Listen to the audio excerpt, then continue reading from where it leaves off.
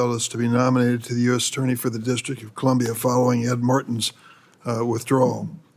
Ms. Pirro has demonstrated for decades that she prioritizes her relationship with Donald Trump, now president, over almost anything else. She initially condemned the January 6 rioters and their attack on the Capitol and then did an about-face. In January 2025, she called January 6 rioters, quote, hostages, the rioters, hostages. She also complained about a 22-year sentence imposed on Proud Boys leader Enrique Tarrio, arguing he should not be subject to such a long prison term. Notably, a judge found that Tarrio's actions led to, quote, 200 men amped up for battle encircling the Capitol. After his release, Tarrio said, quote, success is going to be retribution. He then posted a video of himself stalking officers who defended the Capitol on January 6th. Ms. Pirro has also argued that prosecutors handling January 6 cases should be prosecuted themselves. And now she's nominated to lead the office where many of those prosecutors, if they haven't been fired by Emile Bove, will still work. When asked whether January 6 rioters were convicted of violent assaults on police officers should have been given full and unconditional pardon by President Trump, Ms. Pirro implausibly claimed, and quote, she was not aware that the rioters who were convicted of violent assaults were given full and unconditional pardons. They were. The facts show otherwise. At least 169 January 6 rioters were convicted of assaulting police officers. So here she is, defending the rioters who attacked the police, who protected all of us today to come to this building and meet peaceably. And here she is saying that those who were attacking the police were hostages and mistreated. And she apparently favors the policy of firing the prosecutors who went after the rioters. The prosecutors who went after the rioters for attacking the police.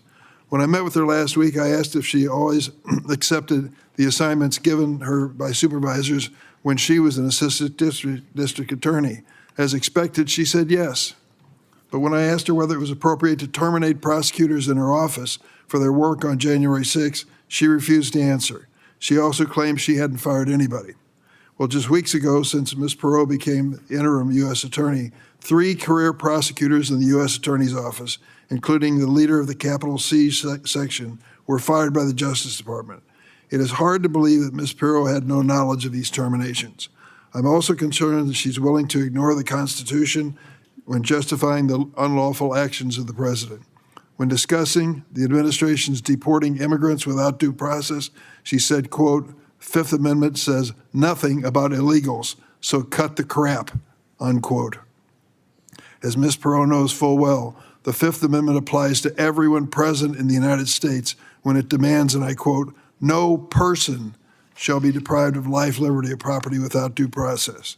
Ms. Pirro's devotion to the president also extends to perpetuating the big lie.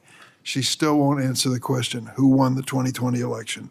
With her large platform on the mothership, Fox News, she repeated falsehoods about the 2020 election, leading to Fox News paying nearly $800 million to settle defamation claims brought by Dominion Voting Systems. For example, it was Ms. Pirro who falsely claimed that Dominion Voting Systems, quote, started in Venezuela with Cuban money, that the company had software backdoor to flip votes around. Ms. Pirro's fealty to the president extends to attacking lawmakers who are not fully in line with the MAGA agenda, including many members on both sides of the aisle. Her record makes it clear that she'll prioritize President Trump's MAGA agenda, not the rule of law, nor the Constitution. Trump is already using the Justice Department to protect his allies and go after his enemies, and Ms. Pirro will be willing accomplice in weaponizing the justice system. I will give her credit. She asked for an appointment to come and see me. She had to know my predilections toward her nomination. And we did meet, and I credit her with that. I suspect she's going to be approved by this committee. I will try to work with her.